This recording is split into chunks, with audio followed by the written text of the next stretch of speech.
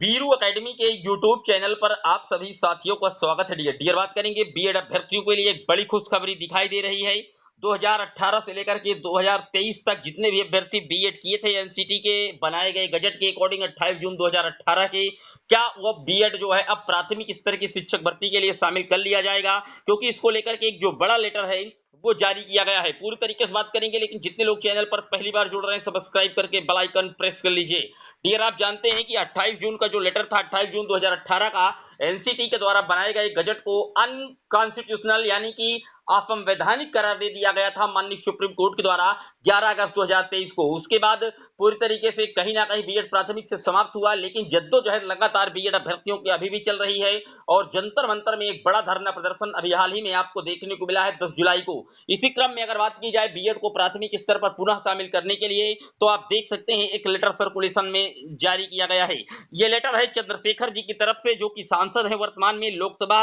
में बैठते हैं और नगीना से सांसद हैं। आप उनका पैड लेटर देख सकते हैं, पत्रांक नंबर सारी चीजें यहां पर उल्लेखित हैं और इन्होंने साफ तौर पर माननीय जो धर्मेंद्र प्रधान जी हैं, शिक्षा मंत्री हैं भारत सरकार नई दिल्ली, उनको लेटर लिखा है और इन्होंने साफ तौर पर गुहार लगाई है कि देश के करोड़ों बेगुनाह बीएड अभ्यर्थी दिनांक 28 जून 2018 से लेकर के 11 अगस्त 2023 तक के प्राथमिक शिक्षक पद के लिए योग्य करने के संबंध में, यानी कि जब से गजट बना है और जब सुप्रीम कोर्ट ने इनको इनवैलिडेट किया है, उनके बीच के सभी बीएड कैंडिडेटों को कहीं ना कहीं प्राथमिक स्तर के लिए पात्र किया जाए, इस संबंध में उन्होंने लेटर लिखा। इसमें बताया गया है, महोदय सादर विदित हो कि देश के करोड़ों बीएड अभ्यर्थियों ने केंद्र सरकार में तत्कालीन मानव संसाधन विकास मंत्री जी के सुझाव पर राष्ट्रीय अध्यापक शिक्षक परिषद एनसीटी नई दिल्ली द्वारा दिनांक 28 जून 2018 को जारी भारत के राजपत्र पर विश्वास करते हुए अपने बीएड डिग्री को 2 वर्ष के कीमती समय व लाखों रुपए की फीस देकर के हासिल किया है। उक्त राजपत्र में स्पष्ट शब्दों में यह उल्लेखित था कि 2 वर्षीय बीएड डिग्री धारक प्राथमिक शिक्षक पद के लिए योग्य होंगे, बशर्ते कि उन्हें अपनी शिक्षक नियुक्ति के 2 वर्ष के भीतर 6 माह का ब्रिज कोर्स करना होगा। इसी राजपत्र के अनुसार ही अब तक देश भर में करोड़ों की संख्या में अभ्यर्थियों ने बीएड डिग्री या तो पूर्ण कर लिया या पिछले सत्र में प्रवेश लेकर के अभी भी पूर्ण कर रहे हैं। एनसीटी नियमावली द्वारा ही प्राथमिक शिक्षक पद पर योग्य होने के लिए प्रत्येक वर्ष आयोजित हो रहे केंद्रीय अध्यापक पात्रता परीक्षा सीटेट स्तर 1 को हम बाल विकास व मनोविज्ञान के गहन अध्ययन, ज्ञान व अनुभव से बेहतरीन नंबरों से पास भी कर चुके हैं या कर रहे हैं। 11 अगस्त 2023 को बीएड अभ्यर्थियों के संदर्भ में माननीय उच्चतम न्यायालय के फैसले ने उक्त राज्यपत्र को यह कहते हुए रद्द कर दिया कि एनसीटी ने एक स्वायत्त संस्था के तौर पर काम नहीं किया, बल्कि केंद्रीय विद्यालय संगठन केवीएस की मांग पर मानव संसाधन विकास मंत्रालय द्वारा जारी निर्देश पत्र का पालन करते हुए उक्त राज्यपत्र को जारी किया है। देश के सर्वोच्च संस्थाओं की उक्त गलतियों की सजा अब इन अभ्यर्थियों को पीआरटी से बाहर होकर के भुगतनी पड़ रही है, अर्थात सभी बेगुनाह बीएड अभ्यर्थियों को प्राथमिक शिक्षक पद के लिए अचानक अयोग्य ठहरा दिया गया है। वर्तमान समय में चल रही भर्ती प्रक्रिया से भी इन्हें वंचित करने का काम किया गया, जिससे ऐसा प्रतीत होता है कि इनके शिक्षक बनने के सपने की संस्थानिक हत्या केंद्र सरकार, मानव विकास संसाधन विकास मंत्रालय और एनसीटी द्वारा सामूहिक रूप से की गई है। बिना अपराध के ही सभी बेगुनाह बीएड अभ्यर्थियों के जीवन व भविष्य को पूर्णतः बर्बाद बनाने का काम वर्तमान सरकार में निरंतर हो रहा है। बीकॉम में विषय संयोजन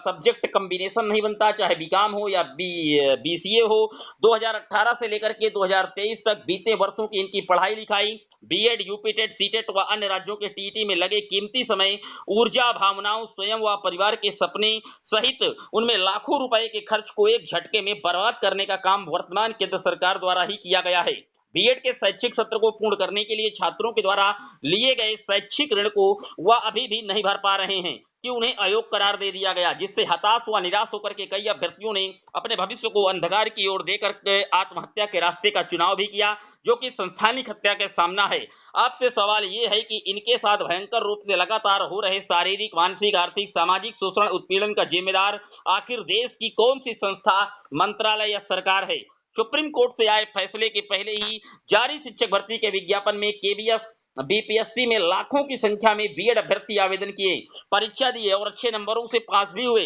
लेकिन उन भर्तियों से बीएड अभ्यर्थियों को वंचित करके उन्हें शिक्षक बनने की एकमात्र उम्मीद को भी छीन लिया गया। अब सवाल है कि 11 अगस्त 2023 को आई सुप्रीम कोर्ट के फैसले के पहले जब तक एनसीटी का उक्त राज्यपत्र अपने कानूनी रूप में अस्तित्व में था, तो उसी के अनुसार बीएड शैक्षिक सत्र को पूर्ण करने वाले या वर्तमान सत्र में प्रवेश लेने वाले अभ्यर्थी सजा क्यों भुगते हैं और आखिर उन्हें सजा किस गुनाह की दी जा रही है? भारत के राजपथ पर भरोसा करने की इन्हें इतनी कठोर सजा देना कहाँ का इंसाफ है। देश के करोड़ों बेगुनाह बीएड अभ्यर्थियों के गरिमापूर्ण जीवन जीने और अवसर की समानता के मौलिक अधिकार पर संस्थानिक हमला क्यों किया जा रहा है। इन अभ्यर्थियों ने समय समय पर शांतिपूर्ण, संवैधानिक, लोकतांत्रिक तरीके से अपनी बात को सभी जिम्मेदार व्यक्तियों, संस्थाओं, अधिकारियों के समक्ष रखा, लेकिन यह दुख की बात है कि आज तक इसके संदर्भ में कोई सकारात्मक प्रतिक्रिया नहीं मिली। बीते 22 सितंबर 2023 को एनसीटी सचिव और संयुक्त बीएड मोर्चा हिंदुस्तान वर्तमान में बीएड छात्र वेलफेयर एसोसिएशन के 7 सदस्यीय टीम से हुए आधिकारिक वार्ता में उन्हें पीआरटी में पुनः शामिल करने